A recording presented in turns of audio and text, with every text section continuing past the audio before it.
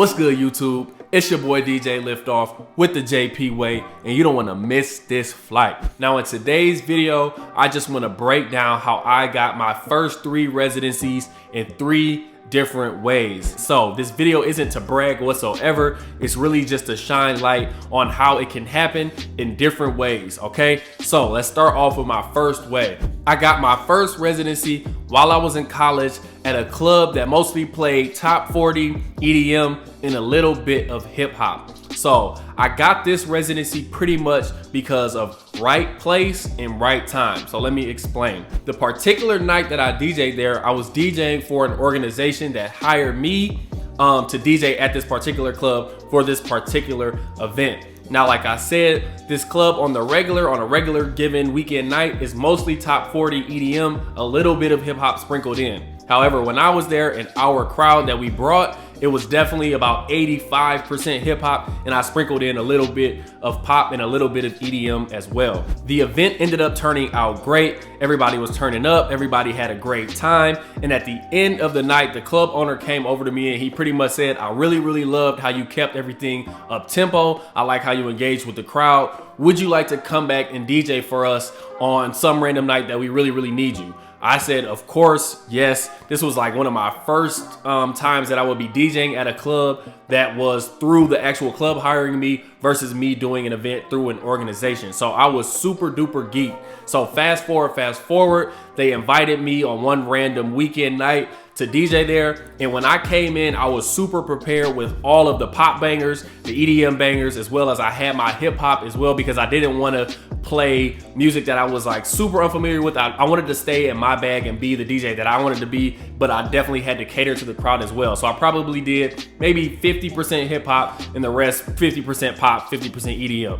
So that particular night that I came in, I definitely rocked it to the best of my ability. That night ended up going really well, and down the line, after a few more events or a few more nights that they brought me back, they ended up extending me a DJ residency to come there every single Saturday, okay? So that was my very first residency. Right place, right time, where I was at an event and the club owner ended up hearing me, inviting me back, and then I came prepared when they did invite me back, and that turned into my very first DJ residency. My second residency was a little bit similar to the first one in that it was right place, right time. However, it took a lot more energy and effort to secure the actual residency. So the second residency I ended up getting was at another club / more of a bar as well. And this club played a lot of hip hop, but also definitely had some pop and EDM there as well. So again, an organization hired me to do an event. I ended up coming and DJing for that particular event. Everything went super well.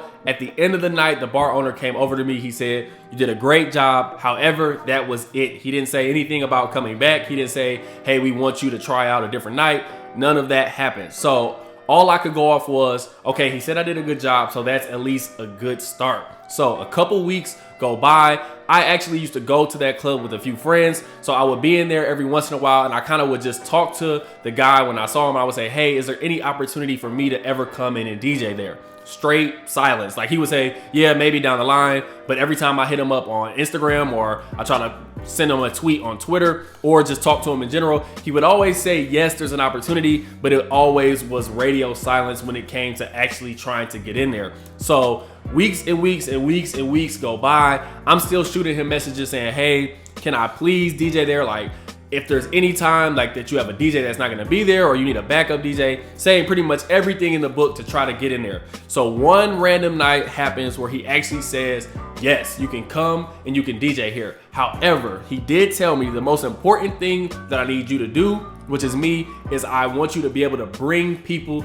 to the club. So at that time, I definitely had a little bit of following in college where people would definitely come to where I was DJing. So that's what ended up happening on the second residency. That first night that he allowed me to come there, a lot of people definitely supported me during that very first night that I was there. So he saw that and he said, "Okay, this guy can definitely bring in a crowd." However, nothing happened after that. He said, "You did a great job, but that was pretty much it. Again, weeks and weeks go by. I'm still texting him. At that point I had his number. I'm texting him and I'm like, "Hey, if there's ever an opportunity, I would love to have a night." Eventually, again, he invited me back to DJ again.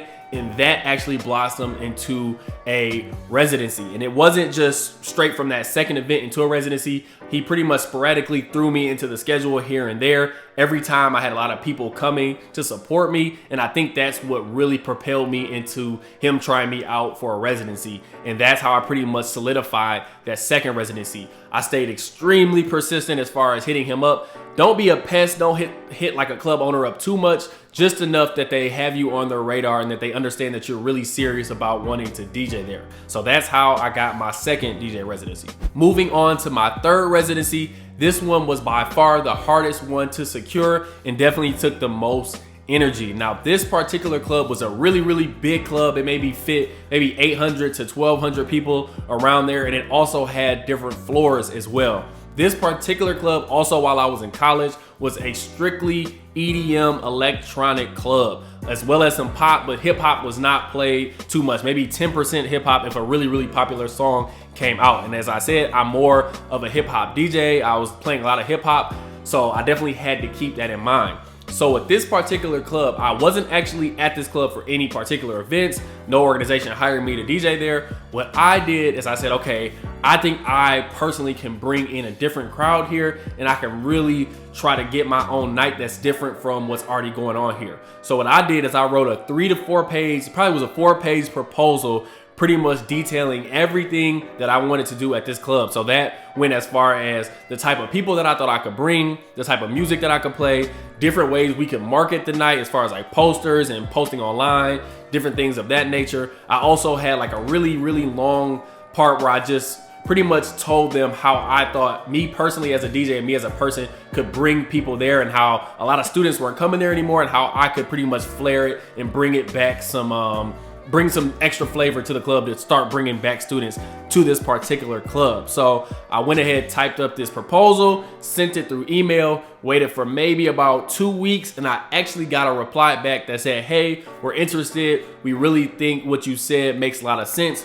How would you like to come in and just meet with us? So bam, I get a meeting with the club owner and the manager. Once I go in, we're talking about the different things that I laid out in the proposal. They definitely said they extremely liked what I was pitching and that they would like to give it a try. So like I said in the beginning, this club had 2 floors and they pretty much were separate. So the top floor was, or the main floor was pretty much one club, and there was like kind of a separate club on the bottom floor where they would have 2 different DJs, and DJs could be playing something completely different, and you paid to go either to the top floor or you paid to go to the bottom floor.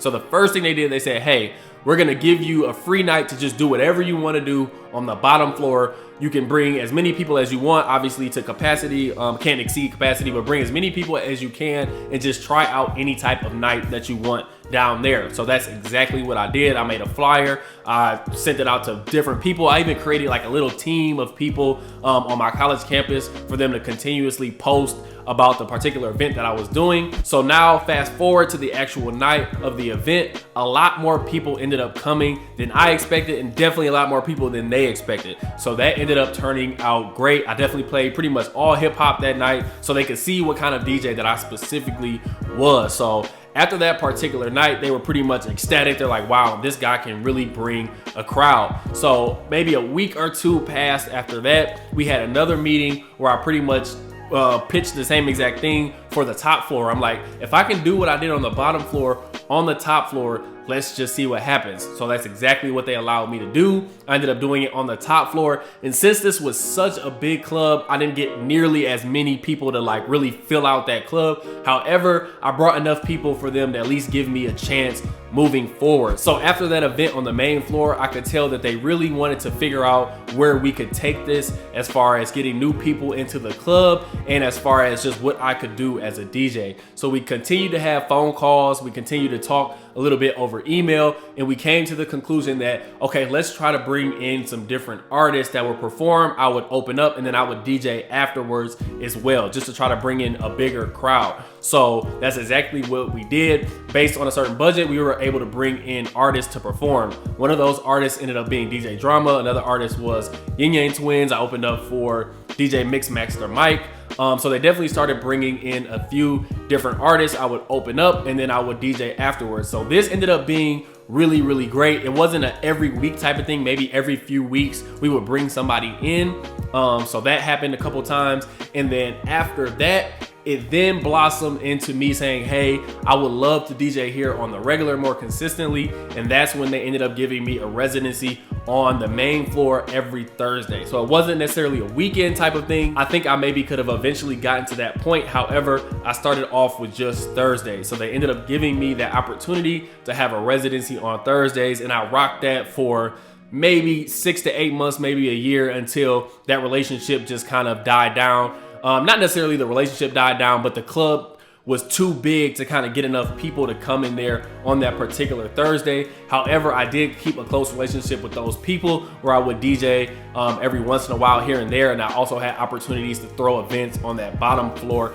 as well. However, I did have that residency for just about a year. So with that said, that was my third residency that I got. And this one, as I said, definitely took the most energy, the most effort, the most persistence as far as not only coming up with my own ideas and pitching marketing and pitching how this night or how I can be involved with the club in general would make sense.